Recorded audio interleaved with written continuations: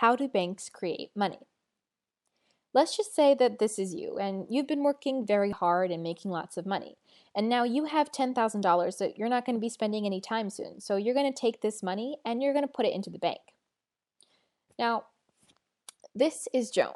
Joan wants to buy a really, really nice motorcycle, but she doesn't have all the money right away. So she's going to go to the bank and ask for a loan. Now, you've deposited your $10,000 into the bank, and they're going to keep your money and turn it into loans for other people, like Joan. The bank is going to give you 5% interest on that money, and at the end, you're going to have a total of $10,500. So when Joan goes to the bank and gets that loan of your $10,000, she's going to be required to pay 8% interest on that money, giving back the bank $10,800. The bank is going to keep that 3% difference, or in this scenario, $300. As this system repeats and repeats, the banks are going to be making more and more money. However, the Federal Reserve puts limits on what the banks can do with all this money. The Federal Reserve requires banks to keep 10% of the money they make in reserve, a required reserve ratio of 1/10. Let's put that into perspective.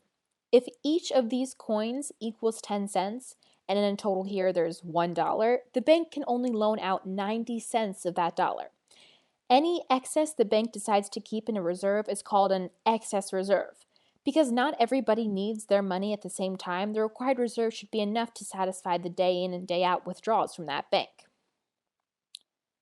Now, when the bank takes your money and lends it out, it increases the money supply in the economy. This is where the money multiplier comes in. Now, what is the money multiplier? The money multiplier tells us how fast the money supply in the economy will grow from the bank lending out money. The higher the required reserve ratio is, the less money banks have to lend out, which leads to a smaller money multiplier. Now, how do you calculate the money multiplier? The money multiplier is the reciprocal of the reserve ratio for the bank.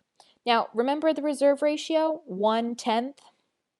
So, if our required reserve ratio is 10% or 1/10, our money multiplier is going to be that flipped over, 10 over 1, or simply 10.